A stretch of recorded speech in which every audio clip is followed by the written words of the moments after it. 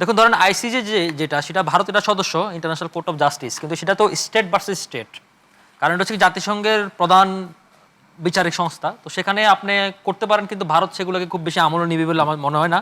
আর আইসিসিতে তো ধরেন এটা ভারতের সদস্যও না, এখানে হচ্ছে কি ব্যক্তির অপরাধ। এখন সেটাকে যদি আপনি রাষ্ট্রীয়ভাবে নেন তাহলে হয়তো আন্তর্জাতিকভাবে এটাকে একটা গ্রহণযোগ্যতা তৈরি করতে হবে, কিন্তু তার আগে আমাদের অনেক কিছু করা দরকার, যেটা আমার দুই আলোচক অ্যাড্রেস করেছেন, আমি একটু যোগ করতে চাই। দেখুন গতকাল সম্ভবত পাকিস্তান অবজারভার, পাকিস্তানের একটা পত্রিকা, তারা একটা নিউজ করেছিল যে সম্ভবত আমাদের মাননীয় প্রধানমন্ত্রী জনাব তারেক রহমান সম্ভবত তিনি প্রথম সফর হয় ভারত অথবা চীনে করবেন। তো চীনের এই সফরের মাঝখানেই তখন বাংলাদেশে পাকিস্তানি প্রধানমন্ত্রী শাহবাজ শরীফ এবং ওদের ফিল্ড মার্শাল আসিম মুনির আসতে পারেন। এবং একটা ইন্টারেস্টিং আলাপ আমি একটু দিতে চাই, সেটা হচ্ছে ধরেন গত কিছুদিন আগে ন্যাশনাল ডিফেন্স কলেজে আমাদের সেনাপ্রধান জেনারেল ওয়াকরুজ্জামান তিনি একটা কথা বলেছিলেন যে আমরা যদি 17 সালে যখন আমাদের এখানে রোহিঙ্গা অনুপ্রবেশ করানো হয়, তখন যদি আমাদের বিমান বাহিনীর ঠিকভাবে রিজার্ভ থাকতো বা আমাদের খুব আধুনিক সরঞ্জাম থাকতো বা আমাদের সে ক্যাপাসিটি থাকতো, তাহলে হয়তো রোহিঙ্গারা এভাবে পুশ করতে পারতো না। এটার সাথে আমি এগ্রি করি। এই কারণে এগ্রি করি, ধরেন আরেকটা উদাহরণ আপনাকে দেই। ধরেন ইউনুসের আমলে ধরেন 2-3টা পুরাতন এয়ারপোর্ট আমাদের উত্তরবঙ্গে লালমনিরহাট বা ঠাকুরগাঁও নীলফামারীর দিকে যখন আমরা চালু করার উদ্যোগ নিলাম, তখন পাল্টা হিসেবে ভারত হচ্ছে ত্রিপুরা থেকে 32 বছর পুরানো কৈলাসহর বিমানবন্দর চালু করা। এখন এই ব্যাপারগুলো হচ্ছে ধরেন এমন না যে আপনি তার সাথে চালু করার অর্থ হচ্ছে তার সাথে যুদ্ধ করবেন, এটা একটা সাইকোলজিক্যাল প্রেশার, এটা মিলিটারি লোকজন আর ভালো বলতে পারবেন। এই ব্যাপারটা হচ্ছে ধরেন যদি আমাদের সেই সক্ষমতা থাকতো, আমাদের বিমান বাহিনীর অবস্থা কিন্তু খুবই ভয়াবহ খারাপ। এই কারণে এখন আনঅফিসিয়াল নিউজ, আমি অফিসিয়ালটা আমি জানি না, কিন্তু আলোচনা রয়েছে আমাদের এবার যে অর্থ বাজেটটা হবে 26-27-এর অর্থ বাজেট, সেই বাজেটে $2.2 বিলিয়ন আমাদের সামরিক খাতের জন্য বরাদ্দ করা হবে। এটা শুধুমাত্র তাদের আবাসিক প্রকল্পের জন্য না, এটা তাদের আমাদের আধুনিক সরঞ্জামের জন্য স্পেশালি এখানে ফোকাস করা হবে বিমান বাহিনী এবং নৌবাহিনীকে। তো এই ক্ষেত্রে আমাদের J-17 বা আরও অনেক সরঞ্জাম, ইউএভি, রোশনি বা এই জাতীয় জিনিসগুলোকে আমাদের অ্যাকোমোডেট করা হবে। তো এই ব্যাপারটা হচ্ছে ধরেন আমরা আরেকটা উনি কথা বলেছেন যে মিয়ানমারে যে পারমাণবিকের যে আলোচনাটা আসলো, এর বাইরে আমি আরেকটা জিনিস যোগ করতে চাই, সেটা হচ্ছে ধরেন এই যে আমাদের ফিলিস্তিন গাজার পরে মার্কিন যে সাম্রাজ্যবাদী যে ভূরাজনৈতিক কেন্দ্র, সেটা কিন্তু সবচেয়ে বড় উর্বর ভূমি হতে যাচ্ছে মিয়ানমার। কারণ এই একটা যে ফ্রেজাইল স্টেট, এবং মিয়ানমার একমাত্র আসিয়ান কান্ট্রি যার সাথে 2টা সাগরের খুব বদ্ধ জায়গা রয়েছে, এবং এখানে অন্যান্য যে ল্যান্ডলকগুলো বর্ডার, সেখানে বাংলাদেশকে তারা সবসময় বেশি টার্গেট করেছে। আপনি খেয়াল করে থাকবেন ইউনুস সরকারের আমলে কিন্তু বারবার বলা হয়েছিল যে মানবিক করিডোর দেওয়া হোক, এবং এই মানবিক করিডোরটা কিন্তু আমাদের সেনাবাহিনী কিন্তু অফ করাইছিল। আমাদের পলিটিক্যাল পার্টিরা কিন্তু প্রথম দিকে ওভাবে আলোচনা করে না, কিন্তু পরবর্তী সেটাকে অ্যাড্রেস করেছে।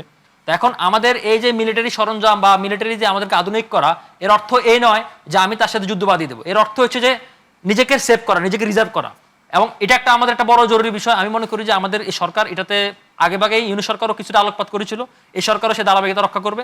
এর বাইরে আমাদের সরকার শুধুমাত্র এই না যে আমার নিজস্ব অর্গানিক বডি, একটা সরকার অনেকগুলো বডি থাকে, সরকার অন্যান্য বডিগুলোকে প্যাটার্নাইজ করতে হবে। যেমন এই মানবাধিকার সংস্থাগুলোকে আছে, আমাদের সিভিল সোসাইটি রয়েছে, আমাদের বুদ্ধিজীবী সমাজ রয়েছে, সাংবাদিক সমাজ রয়েছে। প্রত্যেকটা জিনিসকে অ্যাড্রেস করে এই সমস্যাটাকে, আমার সমাজে কী রকম সমস্যা প্রবলেম করতেছে, এই যে স্মাগলিং যেগুলো রয়েছে, আমার এখান থেকে সলিউশন করার পরে তারপরতে সময় আপনি ইন্ডিয়ার সাথে 1-to-1 বসতে হবে। আর আপনি যেটা বলছেন যে আন্তর্জাতিক আদালতে গিয়া এগুলোতে গিয়ে আমার বেশি মনে হয় না খুব বেশি ফায়দা হবে। এগুলোতে ফায়দা হয় এগুলো জাস্ট দেখানোর জন্য দেখানো। ফিলিস্তিনে পাখির মতো গুলি করে মানুষ মারতেছে, পৃথিবীর কোনো আওয়াজ করে না। সুতরাং আমার এখানে 10টা-20টা সীমান্ত হত্যা হলে যা আওয়াজ তুলবে, এটা ভাবাটা বোকামি।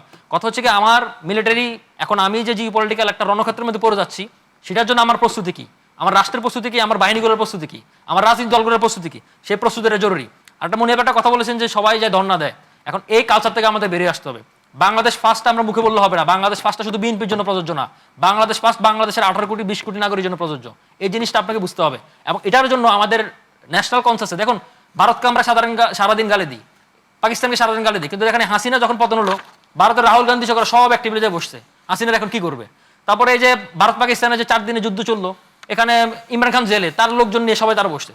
এই মেন্টালিটি আমাদের গোল করতে হবে। কারণ হচ্ছে না, আমাদের এক পার্টি যায় বলবে যে কি আলাপ সেটা বলতে পারবো না, স্বামী স্ত্রীর সম্পর্ক, রাখি বন্ধনের সম্পর্ক, এই প্রথা থেকে আমাদের বেরিয়ে আসতে হবে। কারণ এটা বেরিয়ে না আসলে আমাদের মুক্তি নেই। কারণ সামনে আমাদের যে প্রস্তুতি আসতেছে, এই যে রোহিঙ্গা কোনদিন সমাধান হবে বলে মনে হয়, আমার কাছে মনে হয় কোনদিন সমস্যার সমাধান হবে। এবং এই রোহিঙ্গাকে কেন্দ্র করে একটা পূর্ব তিমির হবে এখানে, আমি আগে ভবিষ্যৎবাণী করেছি আমার আন্ডারস্ট্যান্ডিং থেকে। তো সেই জায়গা থেকে আমাদের এই প্রস্তুতিগুলো কি, এই যে পার্বত্য চট্টগ্রামে অস্থিতিশীল করবে, এই যে পুশব্যাক, একদিকে হিমন্ত বিশ্ব শর্মা, অন্যদিকে শুভেন্দু অধিকারী, দুই বন্ধু আবার গলা মিলে বিশাল কনফিডেন্স পেয়ে যাবে, দে ঢুকা ইচ্ছা মতো মার। এখন এই জায়গাটা আপনার প্রস্তুতি কি, রাষ্ট্রের প্রস্তুতি কি, এই জিনিসগুলো শুধু ডিপ্লোম্যাটিক টেবিলে হবে না। কারণ আমাদের এখানকার নিজস্ব আন্ডারস্ট্যান্ডিং রাখতে হবে। যখন আমি এটা অন্য দেশের সাথে কথা বলবো, আমার এখানে যেন সরকারের জন্য কোনো চাপ প্রয়োগ না হয়। আরেকটা কারণ এখানে অনেক কিছু প্রভোকেট করে করা হয়, যখন আপনি রাষ্ট্রের বিরুদ্ধে বলবেন তখন আর কিছু মাঠে নামিয়ে দেওয়া হয়। তখন এই জিনিসটা আমার বাংলাদেশ রাজনীতিতে একত্রিত হতে হবে। এটা শুধু সরকার চাইলে হবে না, বিরোধী দলকেও এর সম্মত হতে হবে। যারা বাংলাদেশপন্থী রাজনীতি করতে চায়, বাংলাদেশকে ভালোবাসে, বাংলাদেশকে ওন করতে চায় এবং বাংলাদেশের সার্বভৌমত্ব বিকিয়ে দিতে চায় না, তাদের সবাইকে এটার মধ্যে অ্যাড্রেস করতে